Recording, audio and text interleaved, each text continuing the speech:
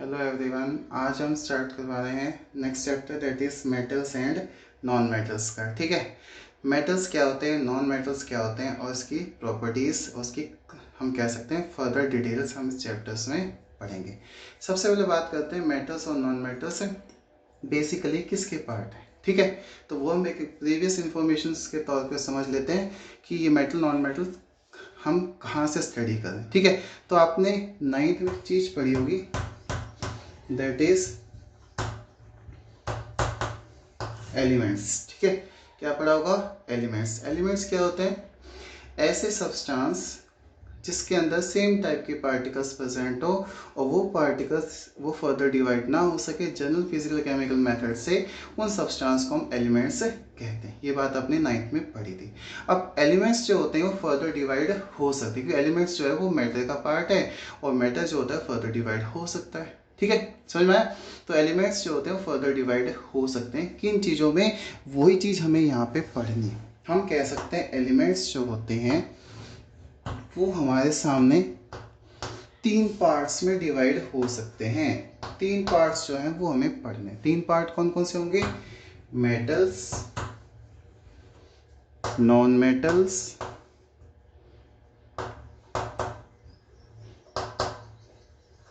और मेटेलॉइड्स। ये 3 चीजें या 3 पार्ट्स हम कह सकते हैं एलिमेंट्स के होते हैं। यही हमें यहाँ पे पढ़ने। ठीक है, मेटलॉइड जो है वो सेपरेट क्वांटिटी है, सेपरेट चीज़ है, उसकी डिटेल्स इतनी ज़्यादा नहीं आती, लेकिन हमें मेटल्स नॉन मेटल का इंपॉर्टेंस इस चैप्टर में हमें समझना है। ठीक है, तो मैं एक basic property metals non metals में आपको बता रहा हूँ और उसके बाद मेटलॉइड्स की तरफ बताऊंगा। ठीक है, और भी बहुत सारी प्रॉपर्टीज आएंगी, 1 बाय 1 सबकी हम एक्सप्लेन कर लेंगे। ठीक है, तो मेटल्स के बारे में बात करें तो मेटल्स जो होते हैं वो कैसे नेचर के होते हैं? इलेक्ट्रो पॉजिटिव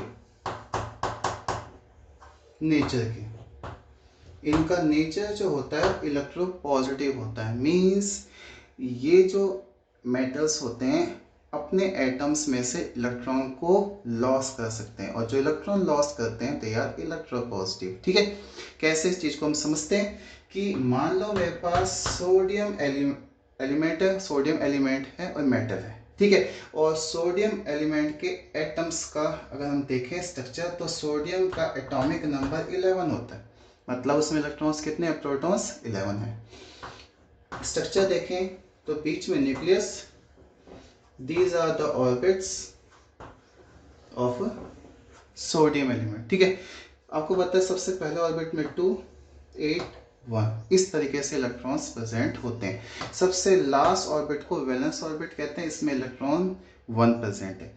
यहाँ से लेके यहाँ तक का मैक्सिमम डिस्टेंस जो है वो इतना ही, दैट इज एटॉमिक रेडियस कहा जाता है। ठीक है, इस इलेक्ट्रॉन्स को हमें क्या करना है? इसमें से बाहर निकालना है। बाहर निकालना क्यों? क्योंकि इलेक्ट्रॉन्स जब निकलेंगे तभी तो हम कहेंगे इलेक्ट्रोपॉजिटिव नेचर के। अब बात आती है इसी इलेक्ट्रॉन्स क्यों निकाला है, अंदर वाले इलेक्ट्रॉन्स क्यों निकाला गया? अंदर वाले इलेक्ट्रॉन पे डिस्टेंस जो है न्यूक्लियस का यहाँ पे लेस है, इसका मतलब फोर्स ऑफ अट्रैक्शन ज़्यादा होगा। इसका मतलब ये इलेक्ट्रॉन्स बॉन्डिंग में टेक पार्ट नहीं कर सकते। ठीक है, इन्हें हम कर्नल इलेक्ट्रॉन्स भी कह सकते हैं। ठीक है, सबसे लास्ट वाले इलेक्ट्रॉन्स का डिस्टेंस सबसे ज़्यादा है, इसका डिस्टेंस ज़्यादा है तो फोर्स ऑफ अट्रैक्शन कम होगा न्यूक्लियस का आउटर मोस्ट इलेक्ट्रॉन पे, इसलिए इस इलेक्ट्रॉन्स को निकालना आसान है। अब इलेक्ट्रॉन्स निकालने के लिए हमें कुछ ना कुछ एक एनर्जी देनी पड़ती है ताकि इसके स्टेशनरी ऑर्बिट से इलेक्ट्रॉन्स क्या हो जाए? निकल जाए। जो एनर्जी दी जाती है आउटर मोस्ट ऑर्बिट में इलेक्ट्रॉन्स को निकालने के लिए, उससे हम एक टर्म यूज करते हैं आयोनाइजेशन एनर्जी या आयोनाइजेशन एंथैल्पी कहते हैं। ठीक है, जैसे ही इलेक्ट्रॉन्स इस एनर्जी को गेन करेंगे ये अपने ऑर्बिट को क्या कर देगा? छोड़ देगा और एक्साइटेड स्टेट में चला जाएगा और इलेक्ट्रॉन्स यहाँ से निकल जाते हैं। और निकलने के बाद इसमें से इलेक्ट्रॉन्स कम हो गए, इसका मतलब ये क्या करते हैं? इलेक्ट्रोपॉजिटिव नेचर को शो करते हैं। कैसे?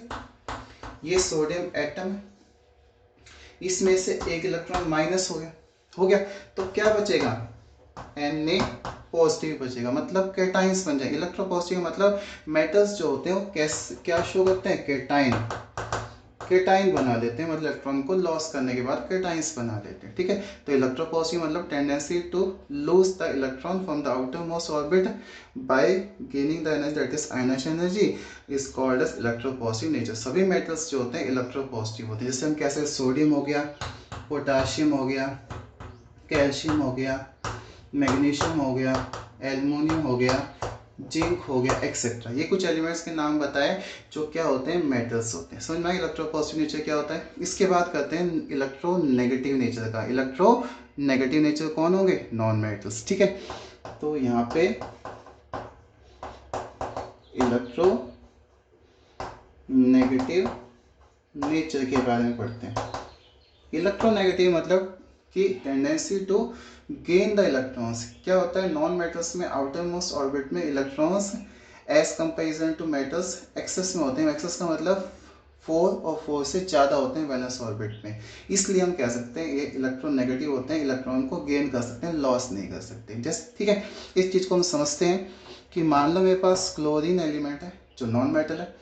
इस क्लोरीन का अगर एटॉमिक स्टेट देखें तो कैसे बनेगा, इसके लिए हमें एटॉमिक नंबर याद करना है, 17 होता है। इस तरीके से ये इसका एटॉमिक स्ट्रक्चर है। इसमें भी 3 ऑर्बिट्स होते हैं, 2, 8, 7 इलेक्ट्रॉन्स हैं। अब हम चाहते हैं कि लास्ट वाले वैलेंस इलेक्ट्रॉन ऑर्बिट में से इलेक्ट्रॉन्स क्या लॉस है, गेन हो जाए। लेकिन इसमें इलेक्ट्रॉन्स देखो 7 और यहाँ पे इलेक्ट्रॉन 1 था। एक इलेक्ट्रॉन को निकालना आसान था, लेकिन 7 इलेक्ट्रॉन को निकालना आसान नहीं होता। तो क्या होगा, इसमें दूसरा कॉन्सेप्ट आएगा कि इसमें एक इलेक्ट्रॉन क्या किया जा सकता है, ऐड किया जा सकता है, ताकि ये इसकी नोबल गैस कॉन्फिगरेशन अटेन हो जाए, स्टेबल हो जाए। तो इलेक्ट्रॉन्स क्या करा, ऐड किया।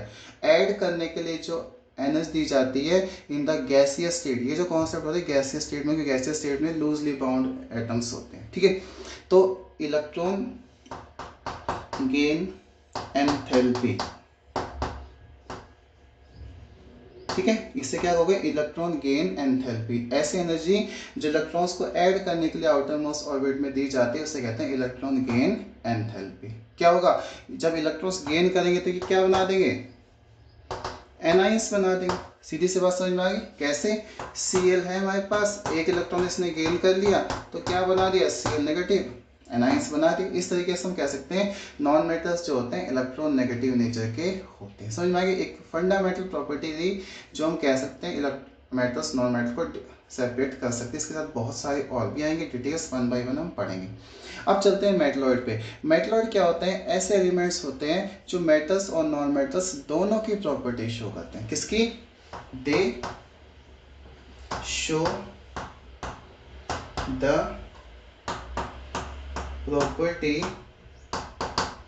Of metals and non metals. Metals और नॉन मेटल्स दोनों की प्रॉपर्टी शो करते हैं, they are known as metalloids, ठीक है। जैसे हम कह सकते हैं आर्सेनिक, टेलोरियम, ठीक है, ठीक है।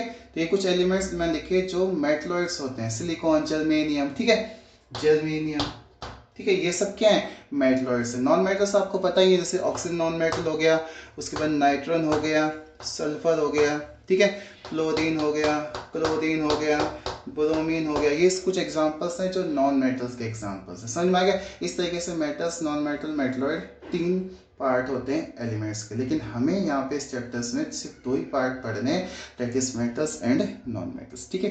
एक फंडामेंटल डिफरेंस क्लियर हुआ आपका, मेटल्स नॉन मेटल्स क्या होते हैं। अब हम चलते हैं first topic, that is metals की प्रॉपर्टीज और मेटल्स की कैरेक्टरिस्टिक्स क्या होती है, ठीक है, समझ में आया। तो first property that is first characteristics, किस एलिमेंट, किस चीज़ के बारे में हम स्टडी करेंगे, मेटल्स के बारे में। तो टॉपिक आ रहा है मेटल्स। मेटल्स के बारे में स्टडी करते हैं। तो मेटल्स की अबंडेंस हमारे अर्थ क्रस्ट में बहुत सारे अमाउंट में होती है। तो अबंडेंस का हमें एक रेशियो समझना है कि कौन सा ज़्यादा अबंडेंस है, किसका अबंडेंस लेस है, ठीक है। तो abundance of metals in the earth crust, earth crust में अबंडेंस किस एलिमेंट का कितना है, सबसे ज्यादा किसका है और धीरे धीरे कम होता किसका जाता है। ठीक है, तो सबसे ज्यादा अबंडेंस जो एलिमेंट है वो है एल्युमिनियम। इसका अबंडेंस हमारे अर्थ क्रस्ट में नियर अबाउट 7.5% प्रेजेंट होता है अर्थ क्रस्ट में।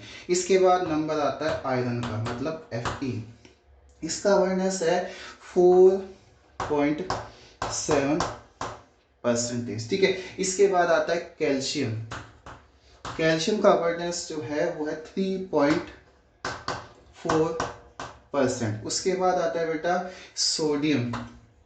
सोडियम का अबंडेंस है नियर अबाउट 2.6%। ठीक है, 2.6। उसके बाद है पोटाशियम, और पोटाशियम के बाद है हमारे पास मैग्नीशियम। पोटाशियम का होता है 2.4% और मैग्नीशियम का होता है 1.9% नियर अबाउट। तो इस तरीके से most abundant metal in the earth crust का किस में आएगा, एल्युमिनियम। देन डिक्रीजिंग ऑर्डर में आपको दिखाई दे रहा है कि iron, calcium, sodium, potassium, manganese के बाद नीचे और भी एलिमेंट्स आते हैं। समझ में आ गया। तो ये अबंडेंस के बेसिस पे मेटल्स में क्लासिफिकेशन समझ में आ गया। अब चलते हैं बेटा कि जो मेटल्स हैं इसका इंपॉर्टेंस क्या है। ठीक है, तो इंपॉर्टेंस ऑफ मेटल्स पढ़ लेते हैं, यहीं पे कर लेते हैं इसके साथ। Importance of metals. मेटल्स का इंपॉर्टेंस क्या क्या है। सबसे पहले बात करें तो मेटल्स जो होते हैं वो गुड कंडक्टर ऑफ इलेक्ट्रिसिटी होते हैं, इसलिए इसका कहाँ यूज कर सकते हैं, इलेक्ट्रिकल वायर्स में। तो it is used in electrical wire, it is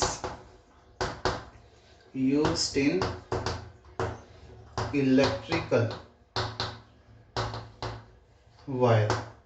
electrical wire में यूज कर सकते हैं क्योंकि ये गुड कंडक्टर ऑफ इलेक्ट्रिसिटीज होते हैं। ये प्रॉपर्टीज अभी हम इसके बाद हम पढ़ेंगे। ठीक है, जब आपको ये चीज और क्लियर हो जाएगी। ठीक है, जैसे एल्युमिनियम हो गया, जिंक हो गया, ये क्या है, कॉपर।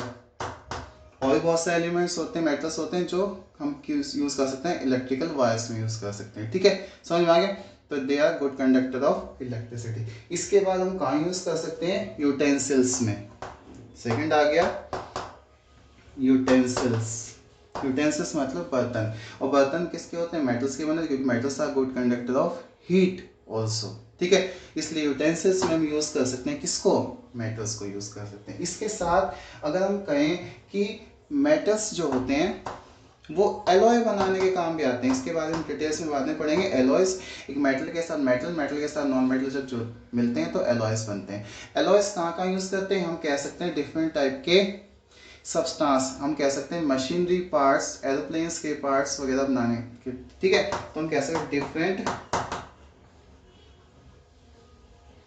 पार्ट्स ऑफ, जैसे अगर एल्युमिनियम की बात करें तो हम कह सकते हैं एरोप्लेन्स के पार्ट्स बनाने का। एल्युमिनियम जो होता है लाइटेस्ट मेटल होता है, काफी हल्का मेटल होता है। Different part of different